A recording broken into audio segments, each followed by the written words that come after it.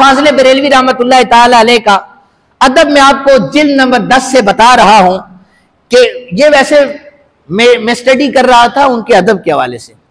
ये ज़कात का चैप्टर है। ज़कात में उन्होंने लिखा है, वो कहते हैं कि नेकी करने में जल्दी की जाए। इस हवाले से उन्होंने लिखा है अल्लाह ताला का फरमान कि अपने रब से बख्शिश मांगने में जल्दी करो। आप देखें कि अदब आला हजरत कैसा सिखा रहे हैं। ज़कात को बयान करते करते उन्होंने इमाम बाकिर रसूलुल्लाह सल्लल्लाहु अलैहि वसल्लम की औलाद के हवाले से जो ही जिक्र आया ज़कात के बाब में, उन्होंने जो अदब के जुमले परोए हैं वो जरा सुन लें। आला हजरत फाजिल बरेली रहमतुल्लाह ताला अलैह कहते हैं, इमाम बाकिर अलैहिस्सलाम के पास एक कुबा आई। ये जो जुब्बा होता है ना, ये किसी ने पेश की या उन्होंने बनवाई। ये बनवाकर वो जो ही गुसल खाने में गए नहाने के लिए कि पहनकर बाहर आऊंगा, ज़हन में ख्याल आया हो सकता है इसकी किसी और को जरूरत हो। उन्होंने देर नहीं लगाई, उन्होंने गुसल खाने से वहीं से अपने खादिम को बुलाया कि ये मेरी जो कुबा है ये ले जाकर किसी मोहताज को दे आओ। अब आला हज़रत फाजिल बरेलवी अपने अल्फाज लिखते हैं। वो कहते हैं कि इमाम बाकिर ने कुबाए मुअल्ला अपने खादिम को दी। करबलाए मुअल्ला सुना है, कुबा है ना, उन्होंने लिखा कुबाए मुअल्ला। मुअल्ला का लफ्ज इस्तेमाल किया कि बड़ी अजीम चीज है। या आला हज़रत आप अपने अल्फाज, कुबाए मुअल्ला अपने खादिम को उतार कर दी।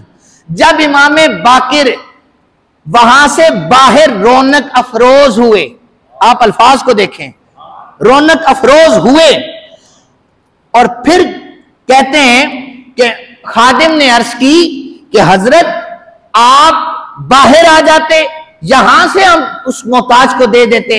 इमाम बाकिर पाक ने फरमाया हो सकता है बाहर आने तक मेरी नीयत बदल जाती, इसलिए मैं नहीं चाहता था मेरी नीयत बदले। आला हजरत लिखते हैं ये एहतियात इमाम बाकिर की है, और इमाम बाकिर वो हैं, आला हजरत कहते हैं इन्ना इबादिया लैसा लका अलैहिम सुल्तान।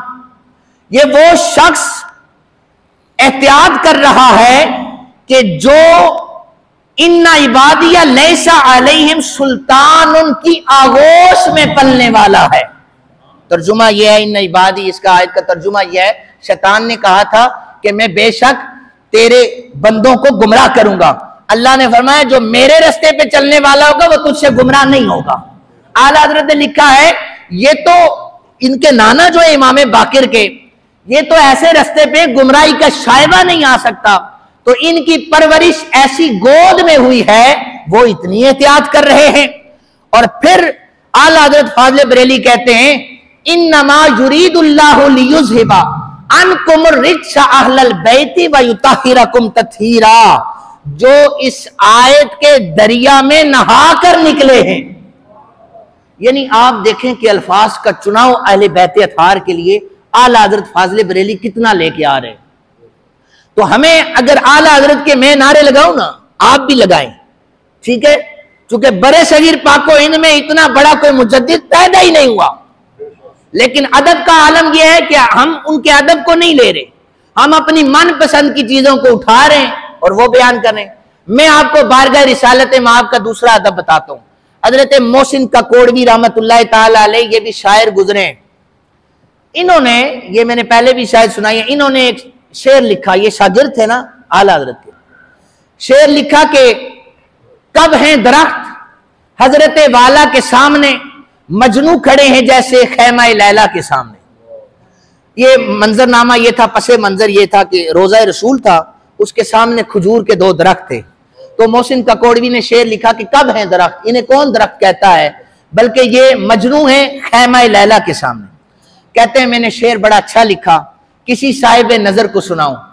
तो दौड़ते, अब अदब में बता रहा हूं आला हज़रत का, तो दौड़ते दौड़ते आला हज़रत मिल गए रास्ते में, कहने लगे हुजूर मैंने एक शेर लिखा है, पसे मंजर ये 2 दरख्त हैं तो रोजा रसूल के सामने, तो कब है दरख्त हजरत वाला के सामने, मजरू खड़े हैं जैसे खैमा लैला के सामने। आला हज़रत की आंखों से आंसू जारी हो गए, आप रोना शुरू हो गए।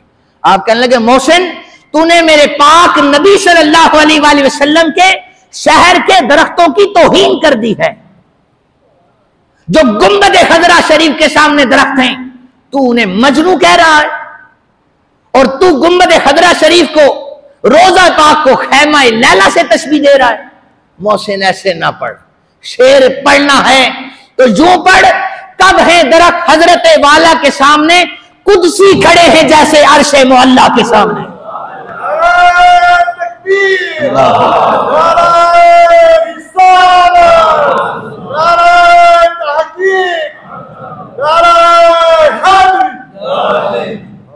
एक ईसाई पादरी, दो रिवायतें और सुना रहा हूं। एक ईसाई पादरी ने 3 जबानों में कलाम लिख डाला, तो कुछ उशाक आला हजरत फाजले बरेलवी रहमतुल्लाह ताला अलैह के पास आए, कहने लगे कि हजरत फुलां पादरी ने हजरत जनाब ईसा अलैहिस्सलाम की मदह में 3 जबानों में कलाम लिखा है, तो आप भी हुजूर के सनाखानी करते हैं, शायरी करते हैं, हुजूर आप भी लिखे ना। आला हजरत कहते हैं मैंने कभी चैलेंज कलाम नहीं लिखा, वो तो मोहब्बत का इजहार में करता हूं, लेकिन आपने फिर कलम उठाया, आपने 4 जबानों में नात लिखी है। मैं पढ़ता हूं अभी, 4 जबानों में नात लिखी है। आज तक 2025 है, कोई ऐसा शायर नहीं उठा जिसने 4 जबानों में नात लिखी हो। पता है नात कौन सी है? लम याति नजीरों का फी नजरे, मिसले तू न शुद्ध पैदा जाना, जगराज को ताज तुरे सरचों, है तुझको शहे दो सरा जाना। पहले शेर में आपने अरबी को पढ़ा, दूसरे शेर में आपने फारसी को पढ़ा, तीसरे शेर में आपने उर्दू को पढ़ा, चौथे शेर में आपने हिंदी जबान को इस्तेमाल किया। आज तक शायरों की कलम उठती है, वो 4 जबानों में शेर नहीं लिख सके। अल बहरु वाला वल मौजू तगा, मन बेकसो तूफा होश रुबा, मंजदार में हूं बिगड़ी है हवा, मोरी नैया पार लगा जाना। हम कहते हैं या रसूल अल्लाह उन्जुर हालना, हुजूर हम पे नजर फरमा, नजर करम फरमा। आला हज़रत कहते हैं या रसूल अल्लाह मंजदार में मेरी कश्ती फंस चुकी है, हुजूर मैं मुश्किलात में फंस चुका हूं, आप नजर करम फरमाएं ताकि हमारी बिगड़ी बन जाए। ये आला हज़रत फाज़िल बरेली रहमतुल्लाह ताला अलैह कलाम में कैसा अदब कर रहे हैं। आप फरमाते हैं ये नात लिखना ये कोई आम बात नहीं है, बल्कि 2 धारी तलवार पे चलना है। नात लिखना क्या है? 2 धारी तलवार पे है। जरा सा शाने नबुव्वत को उठाकर शाने उलूहियत में मिलाया तब भी दायरा इस्लाम से खारिज है। शाने नबुव्वत को आपने घटाकर अपने साथ मिलाया तब भी दायरा इस्लाम से खारिज है। यह आला हज़रत ने लिखा है, नात का अदब लिखा है। और यह तो नात का अदब है जिस रसूल पाक सल्लल्लाहु अलैहि वसल्लम की नात की मदह सराई आला हज़रत करते हैं, उनकी औलाद का अदब में आखिरी रिवायत सुना रहा हूं। आला हज़रत फाज़िल बरेली रहमतुल्लाह ताला अलैह आपने लिखा है कि जब आप सफर किया करते थे तो आप सफर पालकी में किया करते थे। पालकी में आप सफर करते थे तो पहले से ही मजदूर आकर बैठ जाते थे कि पालकी को हम उठाएंगे और हमें फिर इस पालकी को उठाने की कोई उजरत मिल जाएगी। मैंने क्या कहा? अल्लाह वाले दिलों के जासूस होते हैं, यही अर्ज की थी। ये अल्लाह के नूर से देख रहे होते हैं। आला हज़रत जाके पालकी में बैठे, कहीं सफर करना था, पालकी अभी चलने ही लगी ना तो आला हज़रत ने फरमाया पालकी रोक दो, मुझे नीचे उतारो। पालकी रुकी, आला हज़रत नीचे उतरे। आप फरमाने लगे पालकी उठाने वालों में से मुझे किसी सैयद की खुशबू आ रही है। अब अगर सैयद जो है ये पालकी उठा रहा था, ये गरीब था, अगर बता देता तो मजदूरी ना होती, उजरत ना मिलती, छुपा लेता तो झूठ हो जाता। आला हज़रत ने फरमाया कि मुझे तुम में से किसी शख्स से रसूल कायनात सल्लल्लाहु अलैहि वसल्लम की खुशबू आ रही है, बताओ तुम में आका की औलाद से कौन है? वो सैयद ज्यादा आगे हुआ, हुजूर मैं सैयद हूं, घर में परेशानियां हैं, तकलीफ है, इसलिए मैं चाहता था मजदूरी करूं, 2 पैसे मिल जाएं। आपने फरमाया तुमने तो इमाम अहमद रजा खां बरेलवी को गुनाहगार कर दिया है। आपने फरमाया जितनी देर में पालकी में बैठकर तुम्हारे कंधों पे सफर करके चला हूं, अब ऐसे होगा कि इमाम अहमद रजा खां की दस्तार तेरे सर पे होगी, ये जुब्बा तेरे जिस्म पे होगा, पालकी में तू बैठेगा, मजदूर बन के इमाम अहमद रजा खां पालकी को उठाएगा। ये अदब। कहते हैं रसूलुल्लाह को क्या जवाब दूंगा। फिर मैं इसी फतावा रजिया शरीफ की जो आखिरी रिवायत सुनाना चाह रहा हूं, वो वाकया गालिबन 22वीं या 24वीं जिल्द में आला हजरत ने लिखा है। बनी इसराइल में एक काफिला गुजर रहा था, तो उस काफिले ने वहां पर बनी इसराइल के उस वक्त के नबी के जो उम्मती थे उनकी बकरियां चर रही थी। वो काफिला गुजरा ना, मुसाफिर थे, उन बकरियों को हाँक कर ले गया वो काफिला। लोग पहले तो उस काफिले के पीछे भागे, फिर आकर नबी को शिकायत की कि देखें काफिला गुजरा है, उन्होंने हमारी बकरियां चुरा ली हैं। यह आला हजरत ने लिखा है, उन्होंने हमारी बकरियां चुरा ली हैं। तो आपने फरमाया कि जाओ जाकर उसको पता करो और उन्हें मारो, पकड़ो, चोरी की है। वो गए तो काफिला बहुत दूर निकल चुका था, वापस आ गए, कहने लगे पकड़ाई नहीं दी है। जो अल्लाह के नबी थे उन्होंने हाथ उठाए दुआए जरर के लिए, क्या मैं दुआ करूं इनके लिए, हमारी बकरियां जनाब लेके चले गए। कहते हैं कि अल्लाह के नबी ने हाथ उठाए ना, इतने में सैयदुल मलाइका आ गए, आकर के कहा अल्लाह के नबी अपने हाथों को नीचे कर लें, आप दुआए जरर नहीं कर सकते। क्यों नहीं कर सकता? कहा वो जो बकरियां हाँक कर ले गए ना, वो जो आखिरी नबी आएगा ना जिसका नाम मोहम्मद रसूलुल्लाह होगा, वो उनके खानदान वाले हैं, पीछे से जो जद चली आ रही है उनमें से उनका ताल्लुक है, इसलिए आप दुआए जरर नहीं कर सकते। अगर अल्लाह हुजूर के जद में से किसी रिश्तेदार दूर पार के उनके लिए दुआए जरर नहीं करने देता, तो क़यामत तक उनकी औलाद के साथ अगर कोई बुग़्ज़ रखे तो कैसे बर्दाश्त हो सकता है। मेरे पास एक ऐसी भी रिवायत है जो अभी मैं नहीं सुना रहा, लेकिन वैसे अगर किसी को दिल हो तो वो मैं उसको बता दूंगा इंशाअल्लाह।